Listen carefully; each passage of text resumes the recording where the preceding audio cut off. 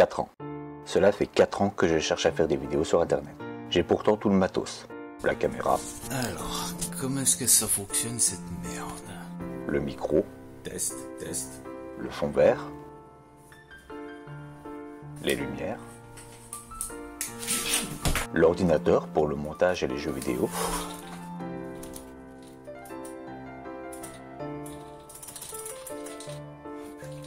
Mais rien. J'ai beau rédiger des scripts, tourner, je ne suis jamais satisfait de ma prestation. Je supprime.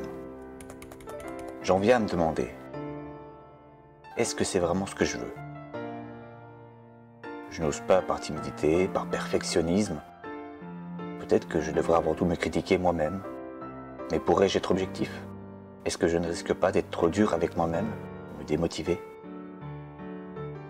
Je voudrais tellement avoir de l'aide. Conscience a raison pour le coup. Oh putain de merde! Allons, sois poli, tu voulais de l'aide? Je suis là. Mais t'es qui putain? Je suis ton ego. Toi qui as confiance en lui, qui a conscience de ses qualités et de ses défauts. Et toi? Ah bah t'es qu'une merde, voilà ce que t'es. Ok. En train de rêver, et mon hallucination est en train de m'insulter. J'essaye de te faire réagir. Ta femme, tes amis, ta famille, tout le monde te dit que tes rushs sont bons. Ils veulent être gentils. C'est de la merde. Oui, mais c'est la tienne, c'est ta création. Tu sais c'est quoi ton défaut? C'est que t'as aucune confiance en toi.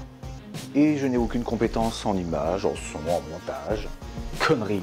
D'autres youtubeurs font le taf sans ça. Et si je me plante? Au moins tu auras essayé. Mais j'ai l'impression de copier ce que font les autres. Il y aura toujours des références. Tu es le résultat de tout ce que tu as regardé à la télé, toute la musique que tu as écoutée, tous les jeux auxquels tu as joué. Tu ne pourras pas faire quelque chose de différent. Par contre, tu peux t'approprier le genre. Je suis pas convaincu. Alors reste là à moisir dans ton canapé et arrête de faire chier les gens avec tes vidéos. J'ai surtout l'impression que tu es là pour m'insulter et pas pour m'aider. C'est ce dont tu as besoin. Un bon coup de pied au cul. Par contre, pour le service rendu, je prends ta bouteille. Non, attends!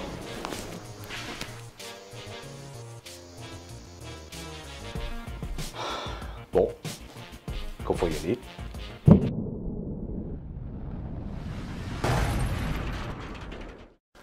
Bonjour à toutes et tous et bienvenue dans cet épisode de Critical. Est-ce que vous aimez les aventures fantastiques? Le genre d'histoire où un personnage doit parcourir le monde à la recherche de reliques sacrées en bravant temples maudits et ennemis jurés? Non, je ne parlerai pas d'Indiana Jones, mais d'un film qui s'en est librement inspiré. Flynn Carson et les mystères de la lance sacrée. Ce film a été réalisé en 2004 par Peter Winter pour la chaîne TNT. On y retrouve Noah Wyle, que l'on connaît davantage pour son rôle de Dr Carter dans Urgence, Sonia Walger alias Penny dans Lost, ainsi que Kyle MacLachlan, le célèbre Paul Atreides. Dans cette première partie, je vais résumer le film. Si vous ne l'avez pas encore vu et comptez le voir, je vous invite à passer directement au timecode qui s'affiche pour éviter de vous spoiler. Si vous êtes toujours présent après ces mots, je considère que vous vous moquez d'être spoilé ou que vous avez déjà vu le film. Flynn Carson est un étudiant professionnel. Comprenez par là qu'il collectionne les diplômes et qu'il a peur de se lancer dans le dur monde du travail. Vous avez été diplômé 22 fois. Malheureusement, son monde s'écroule lorsque son professeur décide de lui délivrer son diplôme en avance, l'obligeant à trouver du travail. Vous devriez trouver un boulot! À cela s'ajoute qu'à 30 ans, il vit toujours chez sa mère et est célibataire. Sa mère d'ailleurs essaie toujours de le caser avec n'importe quelle fille qu'elle peut croiser. Oui, Flynn Carson est un tanguy. Brillant, certes, mais un tanguy quand même. C'est alors que Flynn Carson reçoit une convocation pour le poste de bibliothécaire à la bibliothèque de New York. Alors oui, la VF parle du poste de conservateur, mais c'est une erreur de traduction. En version originale et en version canadienne, on parle bien du poste de bibliothécaire. Le poste de conservateur existe bien, mais il est actuellement occupé par Johnson. Il remarque très vite qu'il n'est pas seul sur la liste. On voit alors qu'il est très persévérant, car malgré le nombre de personnes qu'il y a devant lui, dont certaines repartent des lieux en pleurs, il insiste et attend le dernier moment avant d'essayer de s'enfuir.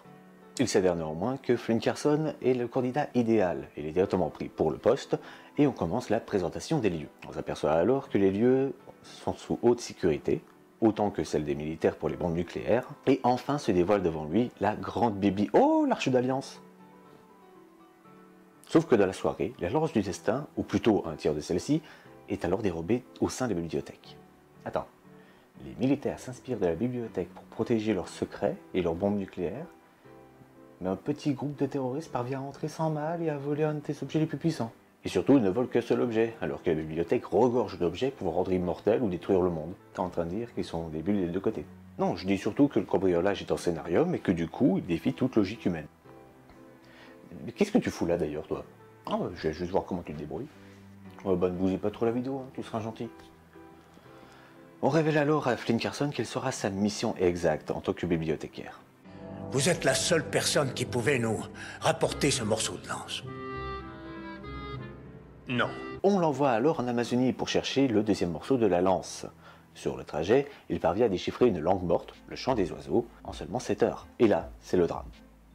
Il fait alors la connaissance de Nicole Nowan, sa gardienne, particulièrement antipathique. S'il devait se produire une explosion à votre étage, il faudrait 3 jours avant que je n'entende quoi que ce soit. Une attaque a lieu dans l'avion et elle lui sauve la vie. Et c'est là qu'apparaît un nouveau running gag. Il est remarquable! Le bras droit du méchant est fan du bibliothécaire. Comment est-ce qu'elle peut être fan? Elle vient tout juste d'être embauchée. Scénarium. Il ne le connaissait même pas il y a 2 minutes. Scénarium.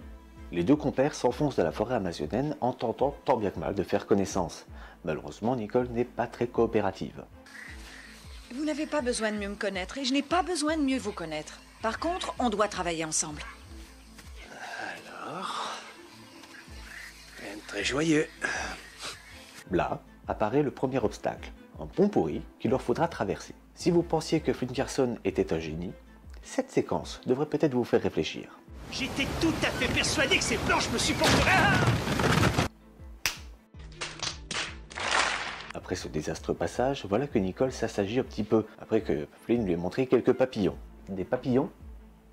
Oui, des papillons. Le premier temple fait alors son apparition. Et je vais me permettre de vous spoiler un petit détail, c'est que la lance a été divisée il y a seulement un siècle. Donc le fait que ce morceau de lance se trouve dans un temple maya, à la limite, je veux bien le croire. Mais qu'il a un piège dédié, un petit peu capillotracté.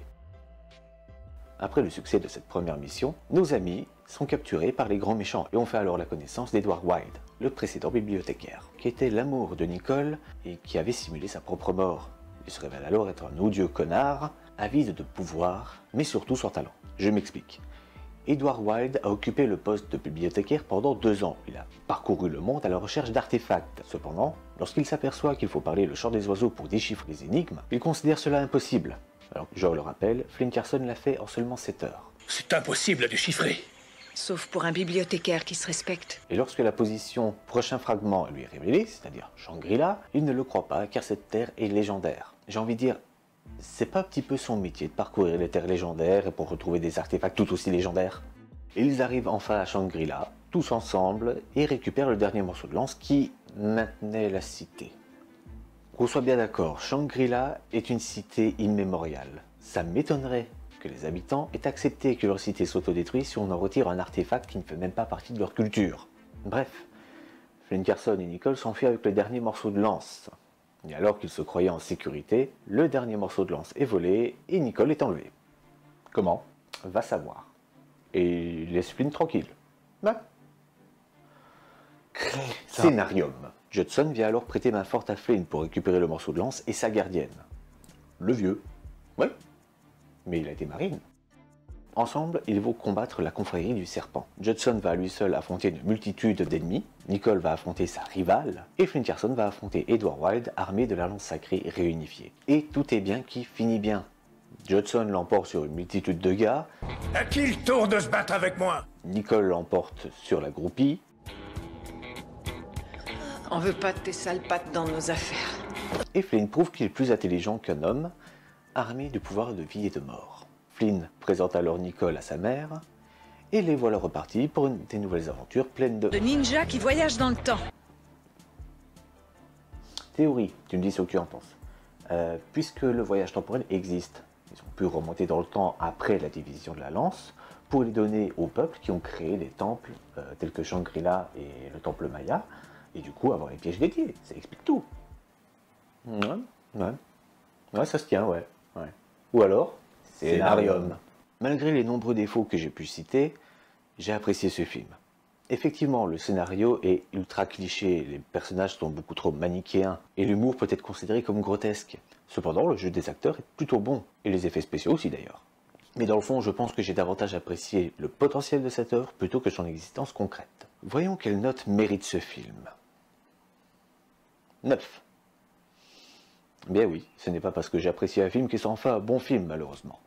Cependant, pour tous les fans d'aventures fantastiques, je vous conseille de le regarder ne serait-ce qu'une seule fois.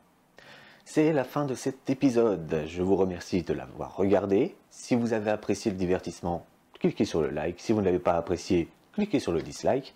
N'hésitez pas à me laisser en commentaire vos avis sur cette vidéo ou sur le film. Et on se revoit très prochainement pour un prochain épisode de Critical. Ciao.